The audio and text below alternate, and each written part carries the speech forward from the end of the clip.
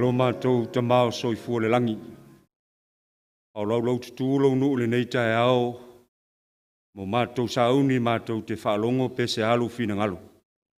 Mātou te talo ina ia whaongau ina o lātou fina ngalo mo mātou lotu. Ta pena ai a fio ai la u fio. Whamania mai la u fio le tapua inga ua mataina nei ona o Yesu. Amen.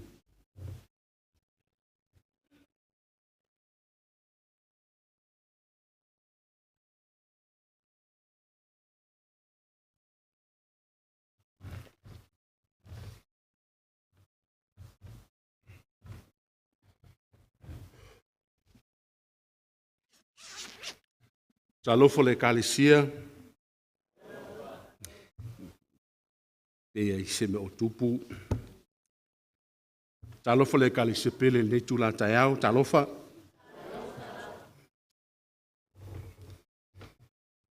Ai le i faitauina le mauleo te manatu e faitau tau nei. Ia se me taua e muamua no ufailo atu le tato e kalesia pele.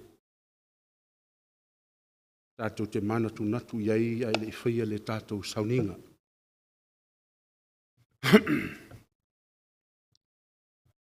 Mai tauina ua tō tele o tātou mātu olo i whanmai. Stamai a Tito. Stina ia Rosa. Ia e mai swela fina nerisa. Une ngalo talo le kalesia. Pape fo ila manatu tama matutua. Ole o maole malos. Ia tono le tau. Ia po le matua fo i ole soifuanga. Manatu tato te talo whapatua mo i lato. Ele te inga le lofo le tua. Ma wai se teimi o ato whaina tātou to e whailo iai. Wai tau ina le mau mai le tusi o Salamo. Salamo lo nama tau pu e whāsu mal fitu.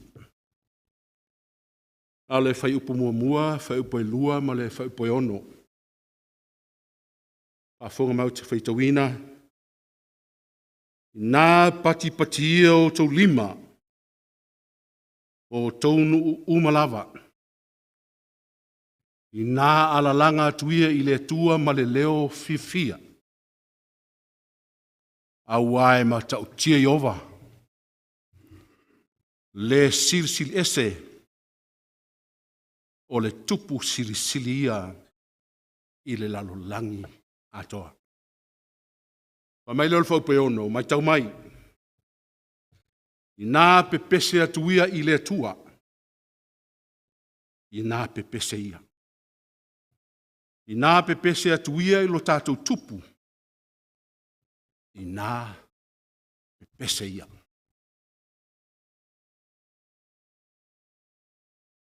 O le salamo le nei a Tavita. Ua whaamanatuina ai le manu maloa ia i o le tua. Mai le tau mate le whanau pele a le tua le nei tai ao.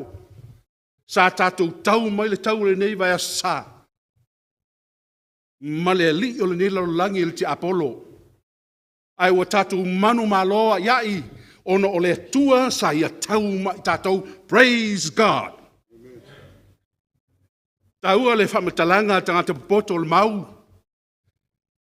Papea lato upu ngana peltania, clap your hands. Is a manifestation of overwhelming joy and jubilation over God's victory, God's greatness, and God His goodness. Nei tai ao na whai ulamato le sona le to ina i le manu maloa ia i o le tua. Mai whapena le mea e mautawina ma tauru mangi le manu malo le tua na ia tau le tau mai tātou. Pa mai ele o le whai salamo pati le o tau lima. Pau pe ono e wha o na mautawina e wha o na tāua le upu pe pese. Ele ngata na pati o tātou lima. Ai fai mai le fai upu e ono, ina pepese atu ia i le atua, ina pepese ia, ina pepese atu ia o le tātou lii, ina pepese ia. Aisia,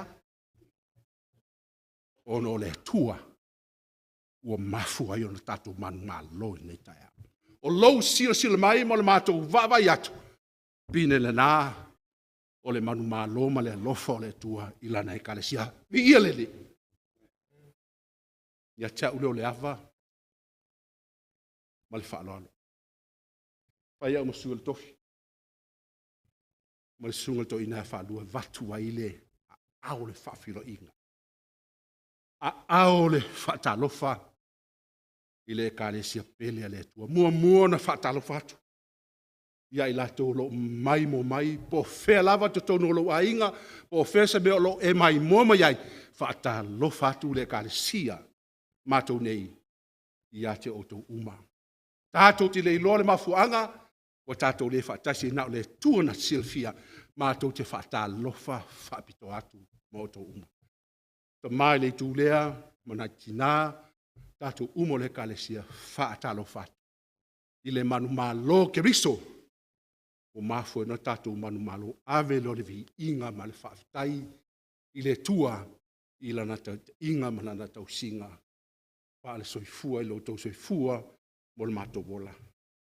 Andy, pa manuia le tua lau tāpenanga. Ni tai au, la se upu ua tāpena iai, ia veo se whaamalo si au le ainga o le tua. Pa au au tātou tapo inga, le pese u whirwhiria lo ilunga o le tātou lo papa, o le tātou ie, tātou te tū lai ma whaafetai ai i le tua, le ua manu malo, mai ia whaia mea sili mo i tātou.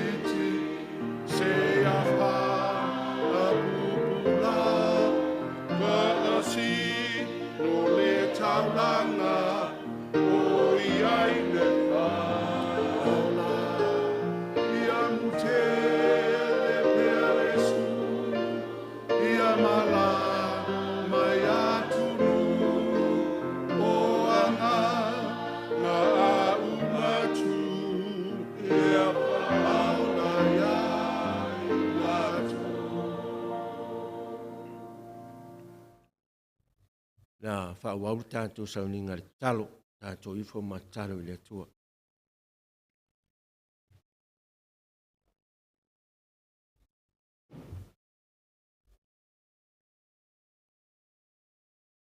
Lo mātou ta mai o le langi mātou te i ia ma whaafta ialo o fiole nei fo i sāpati. Ua o mailo nu, lau e kāle sio, o mātou a inga, o wō mai masani, mātou te tāpo i atu i lau o fio. E whaafetai ai la leanga le leo lau o fio le nei vai aso. Tai mailo lātou soifua ma so mātou wola, tini tau nuu mai le nei sāpati.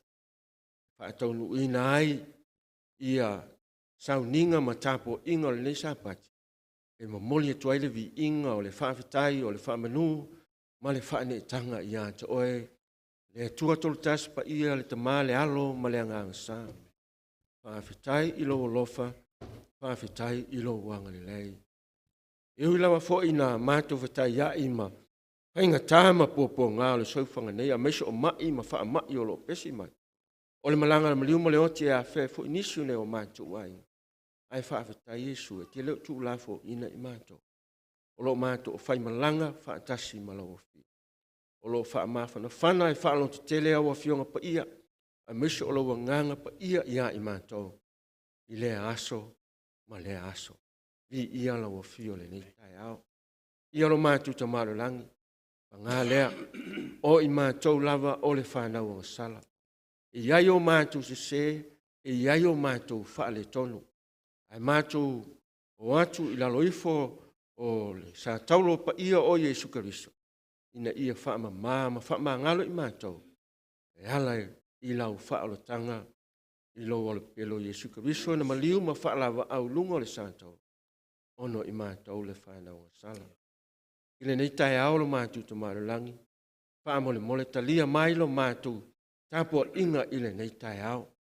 Tuna atu i ato oile li ie. La tau o maua i mai o le tino. Tonu a inga o te tonu o fale mai. Mana tua i fo i al tamā i a tia lino. Male tina i a iwa. O le fale tua fo i a soifua. Tamā i a tito ma taa wha. Ngata fo i lea i a o rosa. Ia whaamole mole, iai lau whaamalo longa. Tala wau fo ia ne lisa le li ie. Iai lau whaamalo longa. Ia le ngata fo i le li ie. Ia o le whalitua fo ia tangi ilangi, simo se wala. Chai risu i sala. O tolo pereira. I la tau malawa. O maua i mai o le tino le li ie le nei tai au.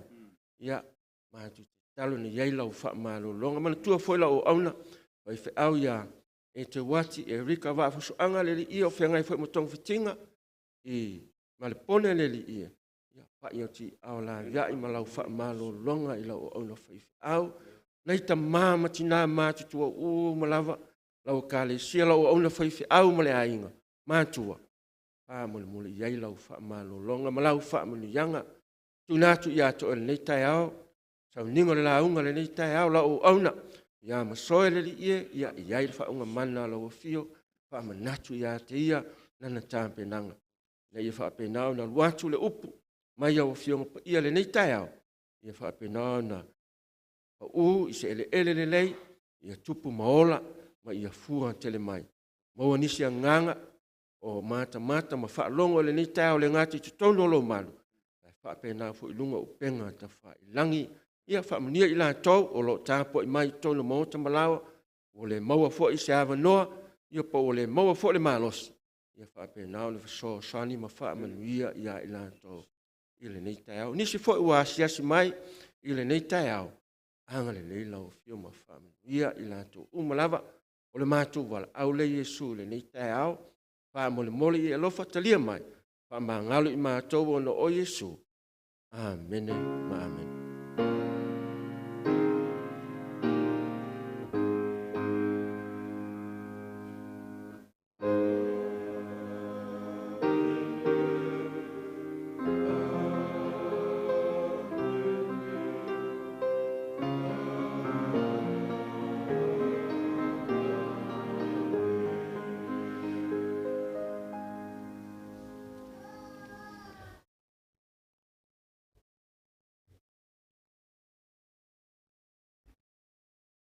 Wala watu i sunga te akono ia tule mai mole au ino tātou taulanga ma se fulua.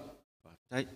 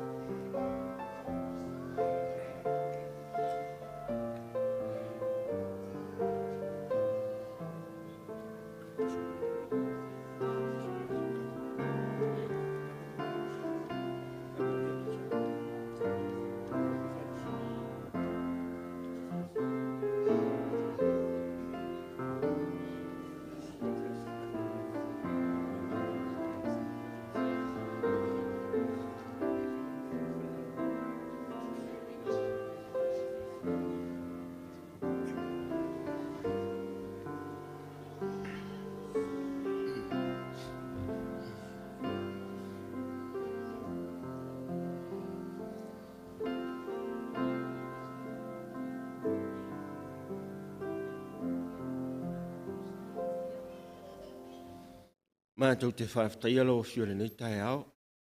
Ono whaamanianga ta e fua i lo nu lo ai ngai kalesia le nei vai aso. Nā tuai taulanga mua se fuluai. A wala ngā ruenga. Whaapa ia, whaamanuia i lātou. Lafo ina. Ono o Yesu. Amen.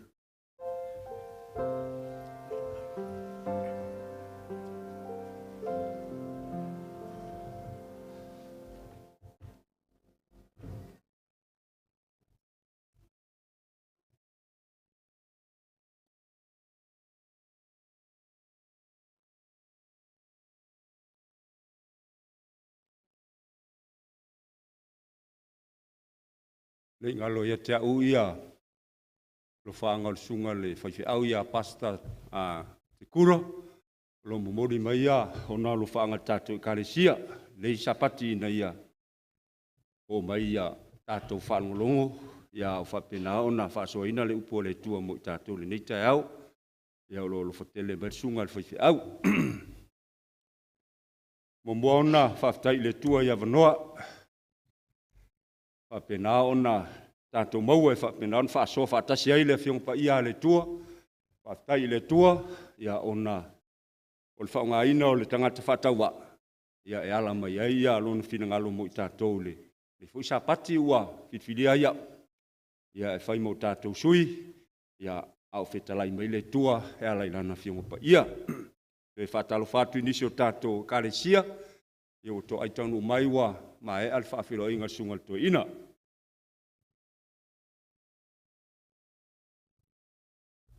Ua whaautu ina ia se whe au whaapitole nei sapati.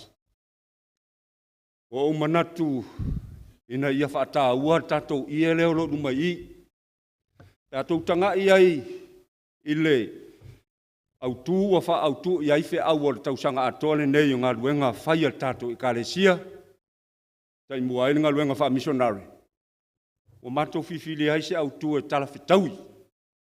Malvai taule nei o tātou soifua mo tātou wolai. O le whaatau wa ina lea, o le alofa i to tonu o tātou wai. Lea ia se si au penga. E mawhai ai, ono tātou maua le malosi. E tātou te whai ale ngā luenga le tua. Au tātou maua le malosi. Te mana o tātou te whaitau ina whaatasi ia. Le tātou mau au tū, whamole mole. Te tātou whaitau.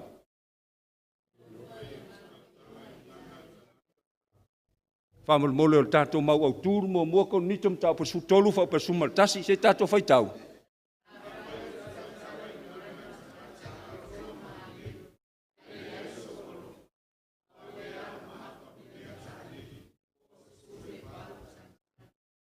Tāua, ai ngō fia fwe ona tātou malamalama mai le. Tātou mau au tū. O manatu ai le sapatile nei. La au tau mwhai ina ia. Ta ila tātou whe au, whiwhilia. Ila tātou au tū ina ia mau ai pēlea nganga. O le tātou au tū o le nei tausanga. Ma ua wha au tū ina ila tātou whe au le tāole nei. O le alofa, le whātua o ia, o le tua. E mo oe, e mo hau. God's unconditional love is for you, my friend, and me. Le whailaunga le tāole nei. Tātou tusi whaitau e maua le Ioane o tau petolu, alon whai upu mua e o atu sumalfitu. Tātou sanga ina tātou whaitau whaatasi tātou tusi whaitau. Whaitau.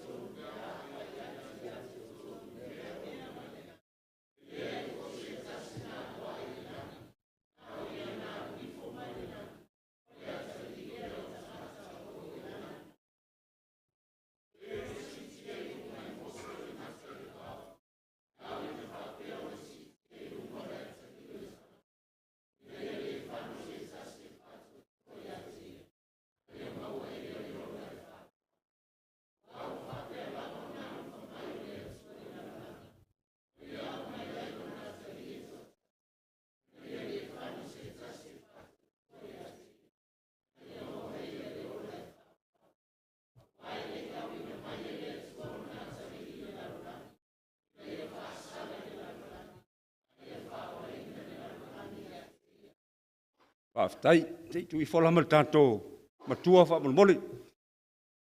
Tātou matua o le mau masani ai lau whai tau ma lau tau loto. Ua pepese I fo tamaiti si tātou tau loto whaatasi.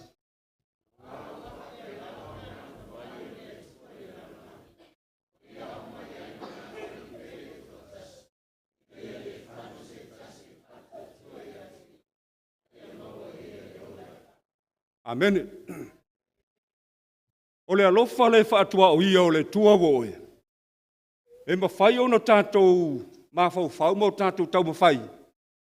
I nisi o upu e masani ai o na tātou whaalongo iai e pei o le upu lea. O le alofa e le aini ai ainga. E pei foi o le upu lea. Unending. O lona winga e le aisai unga. Unchanging. Le masuia. No conditions. Le aini ai ainga. Tā ua ia o le whaonga ina e le atua o le upu lea o le alofa le whaatua o ia. Ina ia mo moli mai ai mo I tātou te whe au tāua. Ma tātou whaataua ina. Le misiona o loo tau mawhai. Ina ia alanga ina pēr le teimile nei. E whaaloto tele ai le au whaataritari. O o le mafua anga tonu lava le nā, le kalesia le tae le nei. E aua ia te oe, e aua ia te au pale ali o ngā luenga foa le tua. O na tātou matuavi I ai, le alofa ma le anga le lei le whaatua o ia o lo tātou ali I whaola. Aua e le o se tangata na fola mai, a o le tua woe. Manino lava, petalainga le tua. O le atua na fola mai. Ana folfolanga mo I tātou. E ao fo ila ia I tātou. Ono tātou tali atu. I lana vala au mai. Whaafong fo I lana whetalainga. Le ai manino le tātou mau. Au wā ua whaapea lava. O nā lofa mai o le tua le lalolangi. Ua ia awina mai ailo nā tali I pele to tasi. Ina ia le whano se tasi e whaatua tua ia teia. A ia maua ia le ola e whaavau. Persona e tolu le kalesia. E a fia ai ma le tua le ala. A e le I whaapea lava. Na wa ai maulalo. Le ai ngā tua. I le pa popo le tangata ua ngasala. Le tasi vai tolu le ana sau ma Lucifelo mai le langi. Satani, le ngata tuai. Ai na fili lava le ai ngā tua. E toe awina mai le tasio persona, le atalii, pele o le tua. Ina ia toe lave ina I tātou. O loo whapena o na whaase ina I tau whaase enga le fili. O le fina ngalo le tua, ina ia le whano oe, whanoa, a I o tātou maua le ola e whaavavau. O le tau alunga le nao whainga mea le langi. Tātou whaitauina, e le tātou tusi whaitau, tātou te maitau ai, ia le tangata le nei o Nikotemo. O se tasi na ngā lue ai le ngā le tua. Na tau mawhai le tua e tau atu ia Nikotemo le alofa, le whaatua o ia o le tua. I lona soifuanga. Le nā tura lava leo le tangata, e whe mau wa I ma le whaamaoni I folfolanga whai. A o le tua woe, o ia e le talapepelo I ana folfolanga. E whaamaoni fo o ia, ma e whaatau nuu lava I lana fuafuanga tonu. Folfolanga uma ua ia folfolaina mo I tātou I aso taitasi. Taitanga I fo I le farisaio, le whaamaoni ma le lea lofa moni I le atua o Nikotemo. E ola masalo o Nikotemo. Leva na lotu.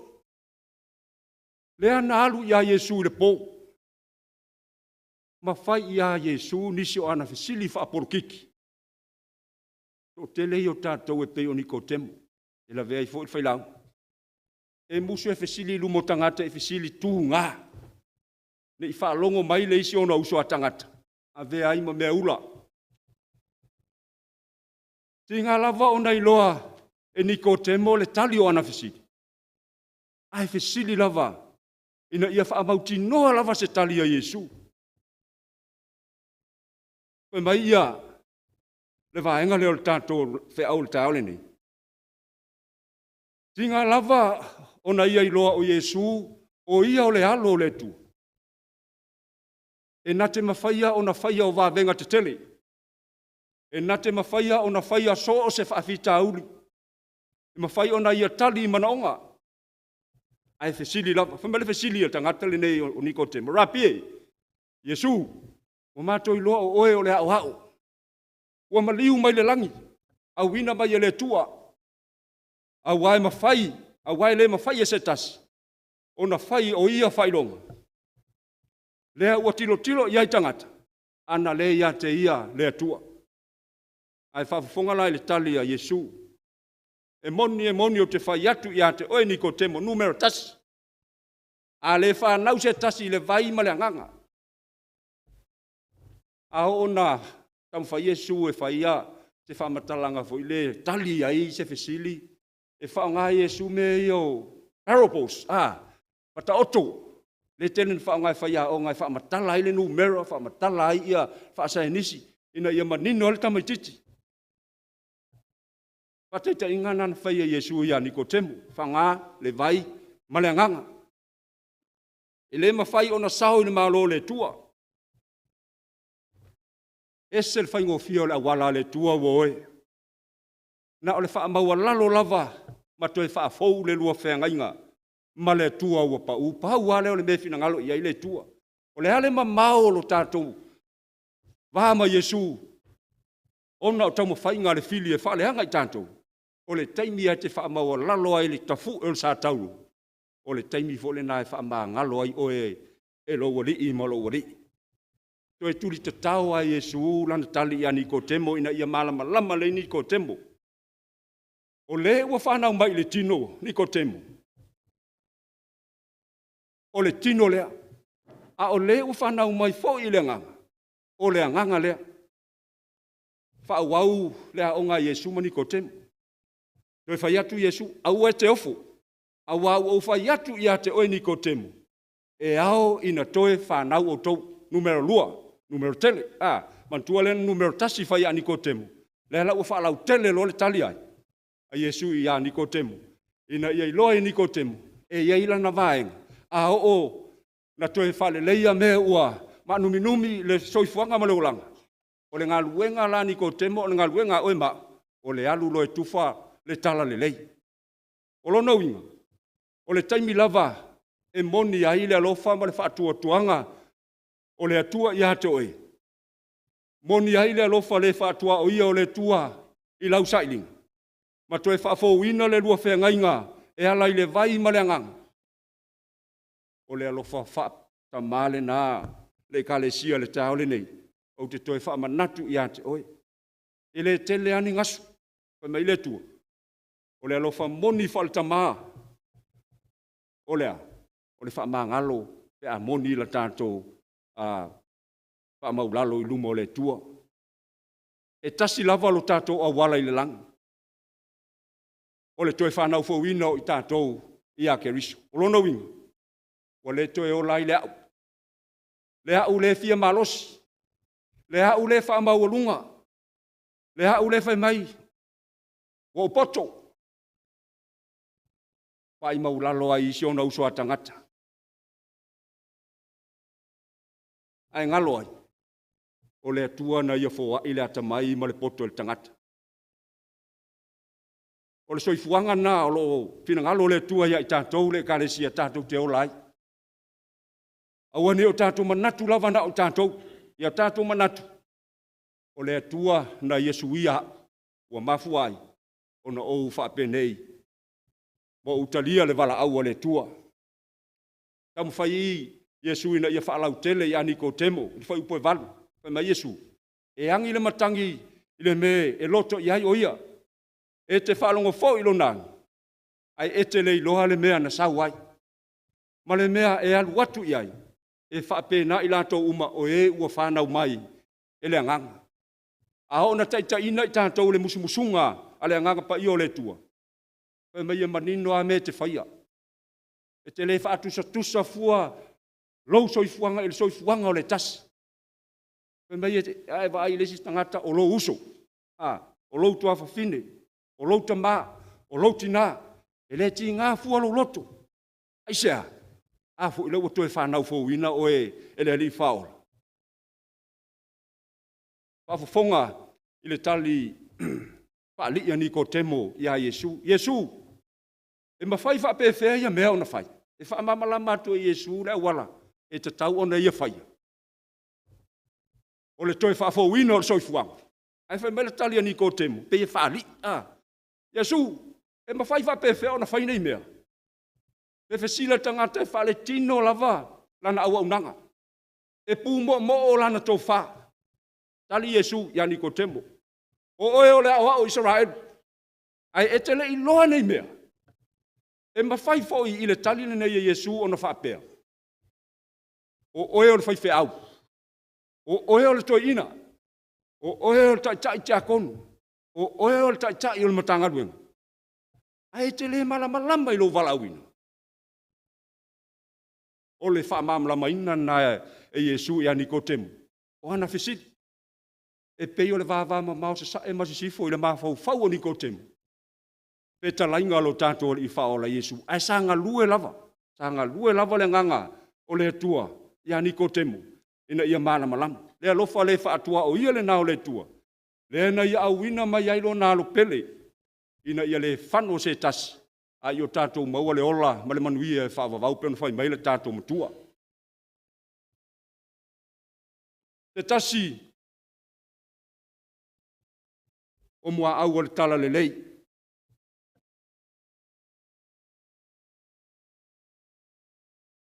Iosefa, lona ingoa. Iosefa. Te tasi nanga lua ile ngango le tua. Ina ia whaonga ina mo lana ngā luenga.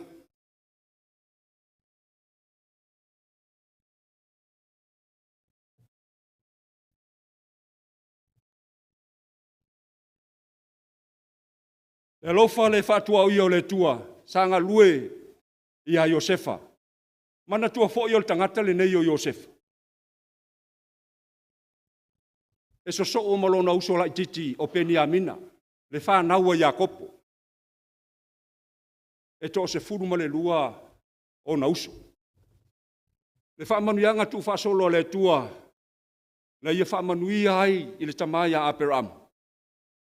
Se ia o mai lava i a Iosefa.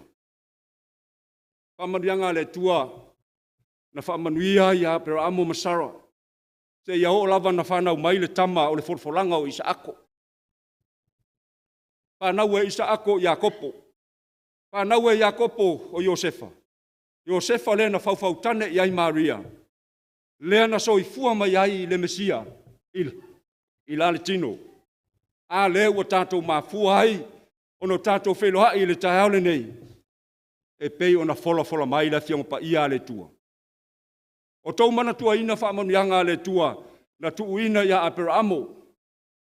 Le tamao lau whaatua tua e pei ona tātou ngana le telo temi. Le ana ia whaamanuia ia Abrahamo molona ainga. O nisi o whaamanuianga len whaapea i le tua. Abrahamo o lau whanau e pei o whetu o le langi. E pei o le one o sami.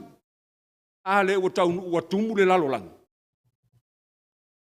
Le tala masani ia Iakopo malana whanau. Nā fo i tau te sila fia. Ia mene i o mātua. Malato whanau. E ta tau lawa o na iai se tasi o le whanau e pele.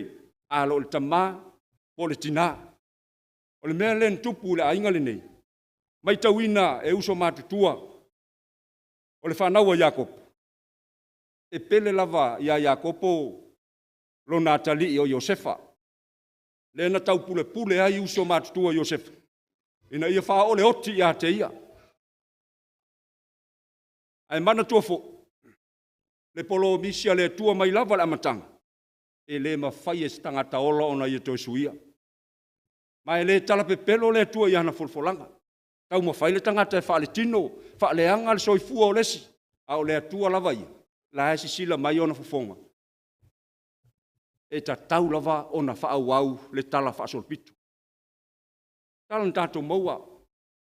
Pa mai ele i tau nuu ia fuafuanga a uso nei o Iosefa.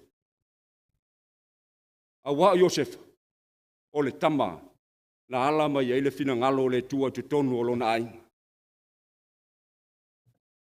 Papupu le tala, ele ioti Iosefa, ai se hale kalesia, o le fuafuanga le tua, ai na tau pule uso matutua Iosefa, e whaatau watu Iosefa, i tangata e whemalanga ai, i le vao ai kupito maisi nuu a tu lata mai i le nofoanga na lato no nofo ai.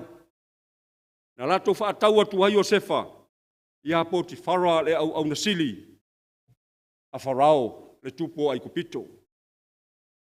Le ana tātou maua le tala.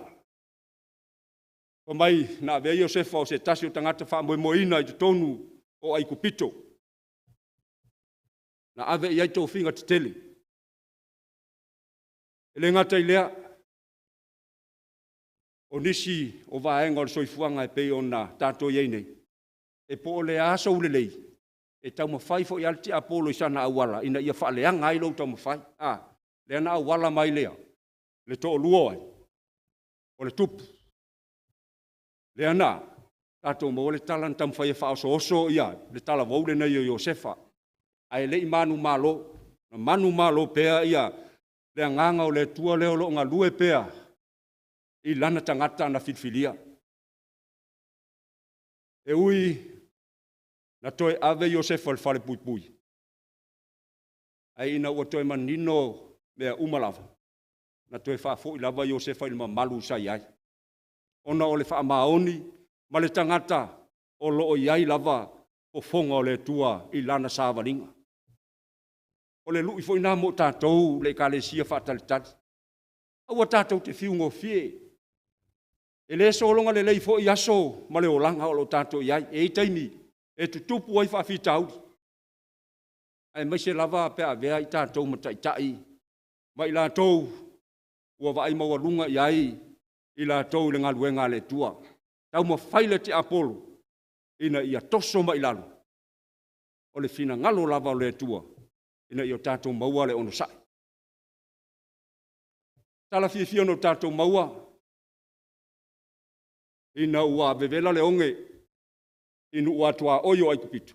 O wao le nuu nei ai kupito. Pea no tau sila fia. Se tasi o nuu e tele le oa. Tele ia. Mea ai e maua ai. Tose mea e maua ai. Ia, filfili ai uso Iosefa ina i o atu e whaatau mai ni mea ai. Masi o lātou tamaa. Ia mai lātou foi. Malo lātou leiloa. O Iosefa ua pulei mea umai te tonu ai kupito. O le sona u te fia au ina mai i le tala lea. Ina ua atu ia uso nei o Iosefa. O mai nei loma mao mai lava Iosefa. Papena uma le va aia Yesu ia te oe maha upe hao no tātou salamo, tātou wha maulalo lumo le tua, mo tātou toi fo ia te ia. E sila fia mao mai lava e le tua, lau whanaungaunga ma lo whanaungaunga o lo iai. E nā te tali fo i lo mana onga. Mai ele i tau i masui ia Iosefa i o nauso. Na whaia Iosefa le mesili. Ele ngata na whaia Iosefa le mesili, ai lona whai ungo le tala. Mai na toe a amia i Iosefa, ia lono tamā o Iakopo. Ia mao nauso umalava, lātou teno nofo, whaatasi maia, i to tonu ai kupito. I se nofoanga whapitoa na saunia ele tua. O se tasi na tifia nofoanga lea. O sena, o sena le il tato e kalesia le tai titai pei. Nofoanga tonu a lea. Nau mai ia Iakopo malana whanau. O lātou nofo ia ai se tasi o vaenga o ai kupito. Wa ilai whamanuanga le tua. E le i mawhau wina se tasi.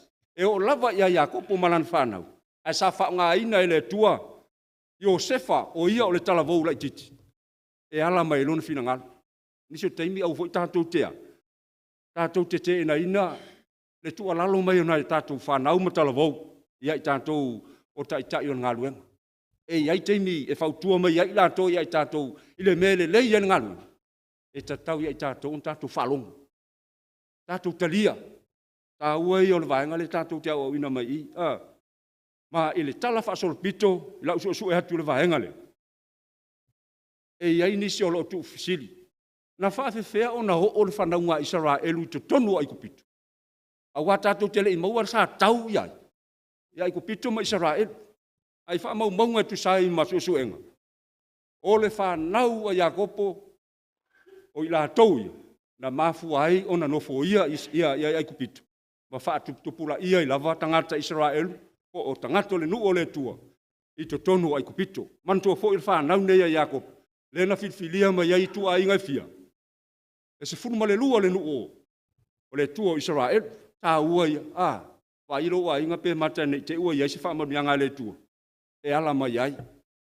Pei fo i o le, ta male neu e Iakopo. Lea na la tu whaia, le taulanga sili o na tau. O le fesili e masani a o na tātua fesili ai teimi umalafa. E whawewhe o na tali mai le tua i a te au, i la utau mawhainga. Ua lewa tau sanga o unga lue. Au le mea lava e tasi a lai sili ai ona whamanuia le tua le tangata lai lo tau sia le sapati. Ia o le vaenga le na. O le vaenga le tua. Vaenga fo ia o e te sila fia lava i lau au nanga. E le mawhai ona tātou talia. O na o le tua na te sila fia. E pei fo o na sila fia le tua le lumanai. O le talavau le nei o Isaac. Josefa. Malona ainga. O le tali na mafua, ona le lei ai Iosef, ona o le lei o le tapu eina, mai e lona tama, i to tonu lava o lona ainga. E le aise tasi o whale haonga pito i sili ona tāua, le nu o le tua e te tau ona whausia mai ai, alo ma whanau, o to tonu lava o tātou ainga. Mori mauta mai tai profeta o tātou ainga, o ni tama i langi ia. E whaata pena ai tātou, mo le langi tele o lo whaatali mai eilo tātou o i whaola. Tā ua ia o lo tātou whaamua mua o le tua i taimi uma o le soifuanga. E peifo o na whaamua mua i Josefa ma whaalongolango o Josefa i le tua. Te tasi o talavou ia Mose. Le alofa turi loa fo i o le tua ia Mose. Ai tau si fiel tala le soto lam ta upo lua no fo bo mua o se fulu. E ui lava le fainga tau le awala na whaonga ine le tua ina ia whaasa o ina mai ai Mose. Mai le pepe se i o hatu i le taimi na wala o ina ai o ia le tua. Ina ia tai ese ina mai lo na nuu mai le nofo polonga i ai kupita. Ai sanga lue ina pe le tua lo na alofa ia Mose. I le tele o va venga ese. Ele ngata ile atamaina fo wa ile tua ia Mose. Ina ia liusua vai ile loto farao. Ai na faonga ina fo i Mose se awala fa pitoa. E wi lava na iai fo i na i alofanga na fai Mose ina wala au le tua ia teia. Ai fai mai le tua Mose o ina fai alo ngutu. Telo te mita to te fa pe ai wana o fai fe au lava. Wana to ina ai fai nga luenga na olea. Le lave ino nganga. Le ai o tātou umalava. Na tātou o ifo le tunga mausua vaile. Tātou tali le tua. Ioe. O lona winga. Tau ona tātou toi tō manatu iai vaenga tā ua ia. Le ua tātou i vai temi tonu lava. Le ana valo ia. Ina ia matai. Ona toi whaafo wina. O tātou fitfilinga whai mo le tua. Lea na whaonga ina i le tua i a Mose. Tau te sira fia e wheo lolo atu whainga tahama whaafitau. Sa whesanga i ma Mose i lola vāma wharau. Na i lo le taimi na ia ta ina ai le nuu o le tua i le whase fulo o tausanga. Tele lau whaitio. Tele lau loto vai. Ma na i oi lava. Na whai e Mose i lumo le tua se tautinonga. Au lo whaafonga le tua e whapea. Le tua, o le nei, pe mawhai ona e whaama ngalo ia la tōanga sala. Ale ai, ia so loi e se hau, i le tusi wa e tusia. E le mawhai e se o tātou, na whai erwa e ngale na whai e Mose. Na sili ia Mose le whaolaina o le nuu o le tua. Nai lo ia e tō tasi. Le tu ai ngā lofa, le whaatua o ia le nā. e ta tau ia i tātou, ono tātou la ngona ina i teimi uma o le soifuanga. Le alofa tau muri o le tua i a Mose. E ui lava e le i tau lau o le wha moe o Mose e le nuo kanana.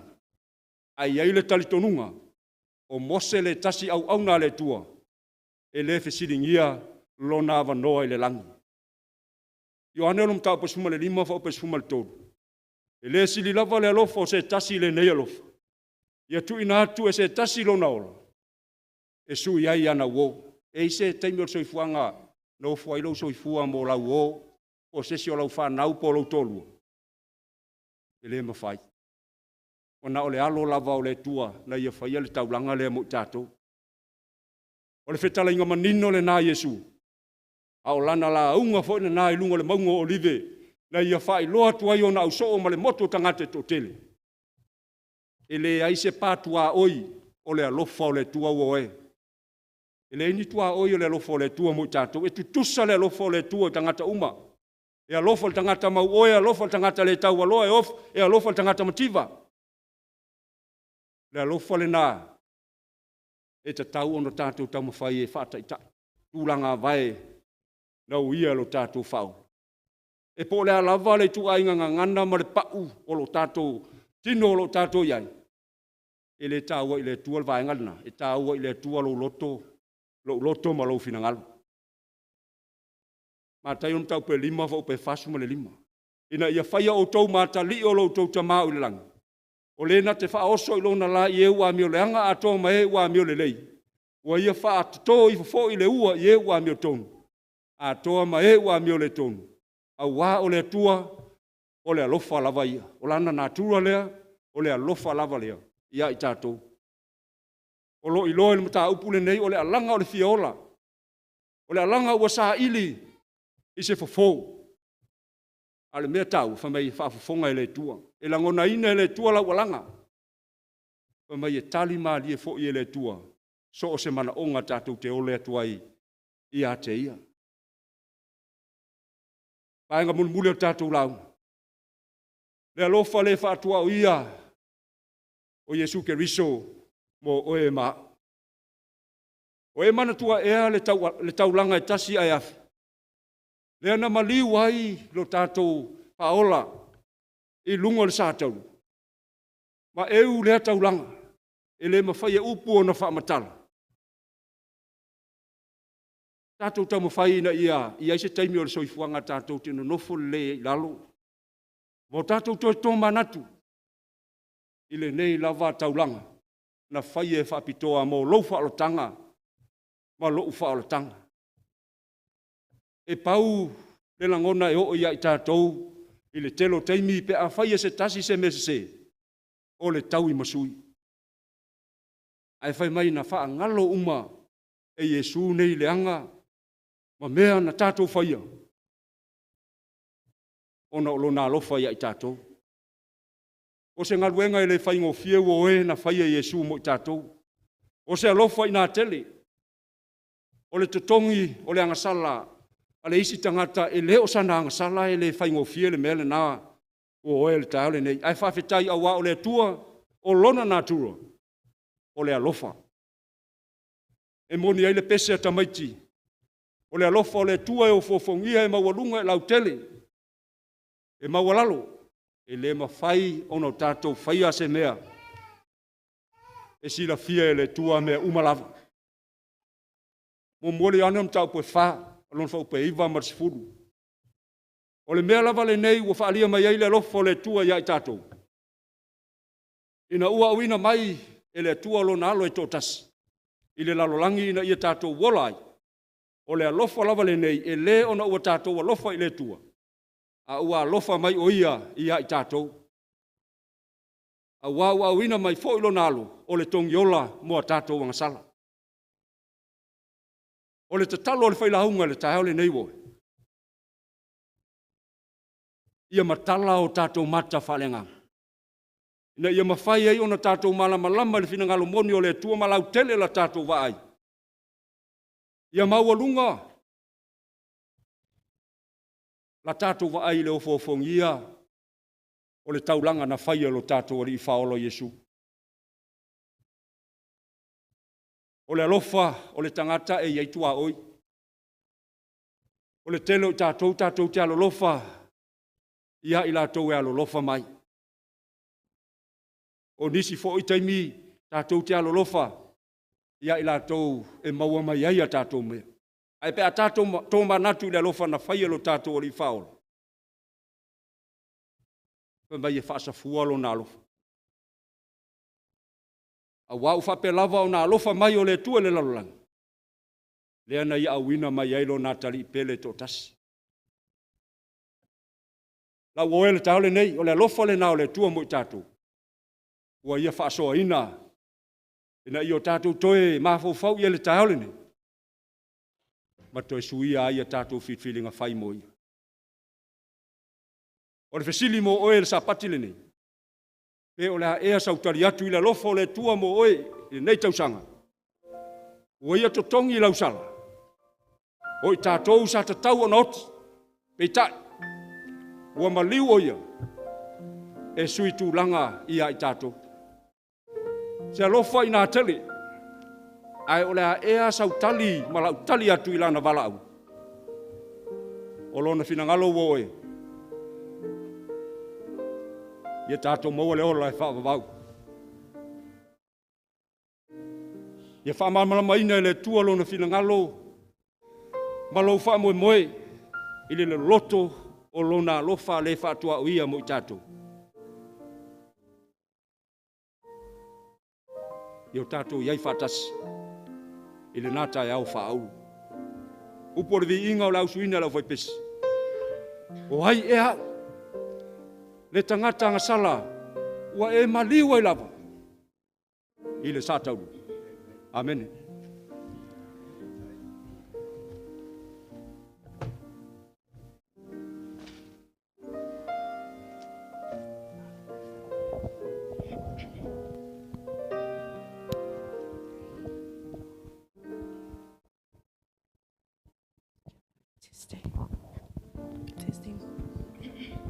Testing.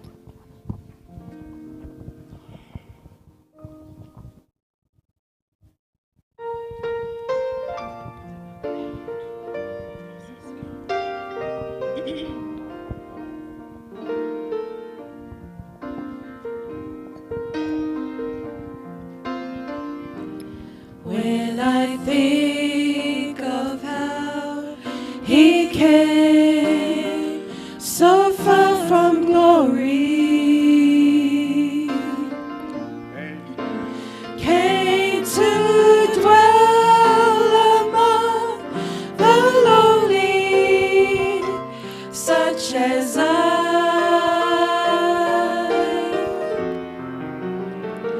to suffer shame and such disgrace. On Mount Calvary take my place. Then I ask myself this question: who am I? Who am I that the King would bleed and die for?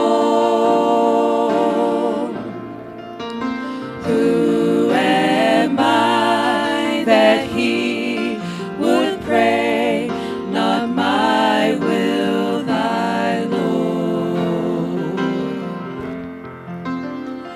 The answer I may never know, why he ever loves me so, but to an old rugged cross it goes.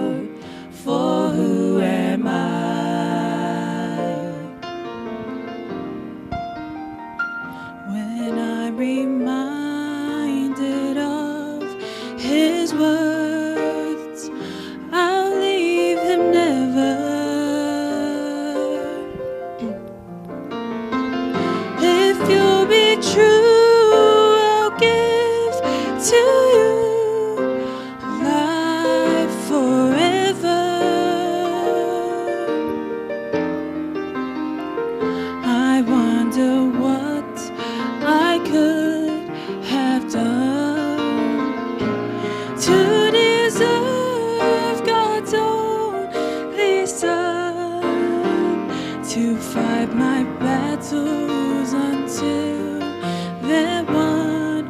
For who am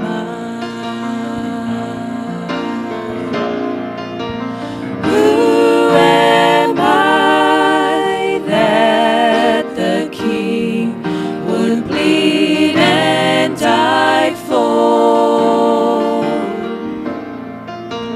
Who am I that He would pray, not my will, thy Lord?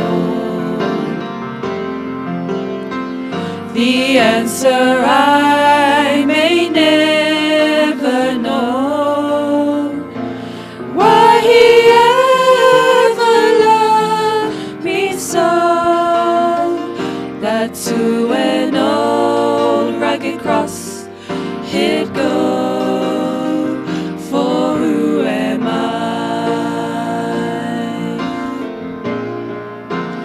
Who am I that the King would bleed and die for? Who am I that He would pray, not my will, thy Lord? The answer I may never know, why He ever loved me so, but to an old rugged cross He'd go.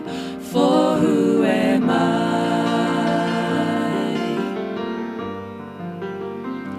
but to an old rugged cross He'd go. For who am Who am Tutulai mo le tātou talo whai.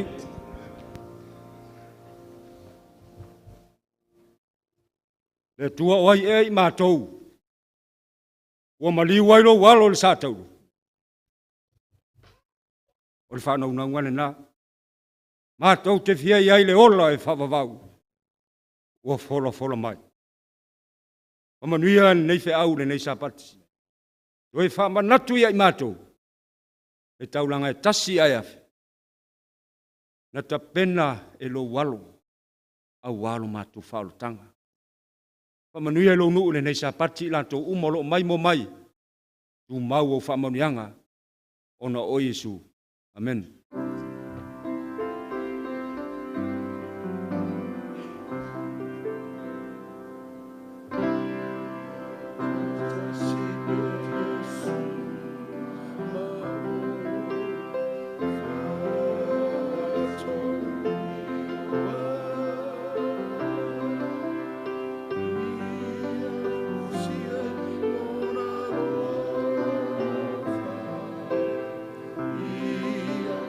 Just